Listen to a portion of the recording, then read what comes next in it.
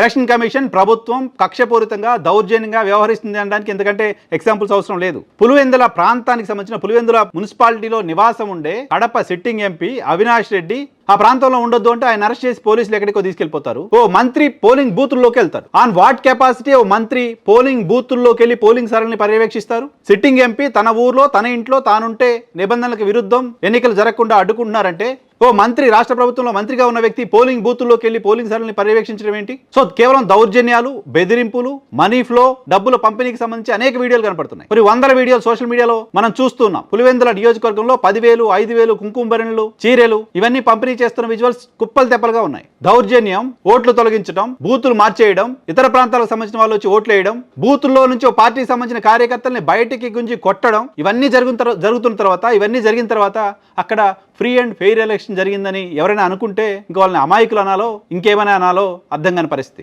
కాబట్టి పులివెందుల జెడ్పీటీసీ ఉప ఎన్నికలో రీపోలింగ్ జరగడానికి కావాల్సినంత సబ్స్టాన్షియల్ మెటీరియల్ని ఎలక్షన్ కమిషన్, తెలుగుదేశం పార్టీ, ప్రభుత్వం కలిసి బయటకు ఇచ్చాయి. కంప్లైంట్ చేయగలిగితే పులివెందుల జెడ్పీటీసీలో రీపోలింగ్ జరగడానికి సంబంధించిన అవకాశం 100% కనపడుతుంది.